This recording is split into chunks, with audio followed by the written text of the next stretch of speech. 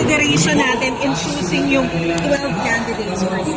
Siyempre kung sino yung susuporta sa programa ng ating Pangulo, siyempre yun ang pinili natin. Yung mga susuport dun sa legislative agenda natin. But how about, sir, the winnability? How confident are you? Hindi, of course, we will try to request subukan natin pakiusapan yung ating mga kababayan at papaliwanag sa kanila kung bakit ito yung mga napili. No? Huwag muna yung winnability. Ang importante kasi dito is yung susuporta sa ating legislative agenda, di ba? Kasi kung winnable naman, tapos iba naman yung paniwala nila sa mga batas na dapat isuporta sa presidente, siyempre hindi naman natin pwedeng kunin just for convenience, di ba?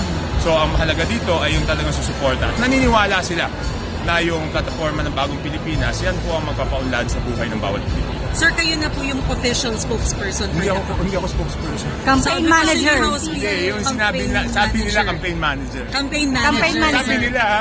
Oh, so yun ay ilalagay namin designation, sir. Sabi nila eh. Sabi nila. So sir, ano yung aasahan natin sa campaign? Campaign Will there manager, be... ako ang utusan ng lahat. Hindi. Hindi campaign manager, utusan ng lahat. Will there be changes or what will be your strategy during the campaign? Ano po yung aasahan natin? Tingnan natin, no? Because today, during the last meeting naman, pinag-usapan lang yung mga plataforma para siguraduhin na nagkakaisa-isa doon sa layunin, no? At doon sa paraan kung paano maabot yung layunin, mas magandang kinabukasan para sa bawat Pilipino. Pero, that is the main naman.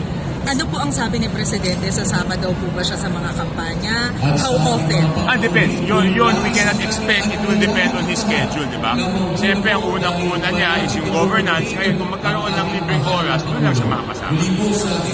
Sir,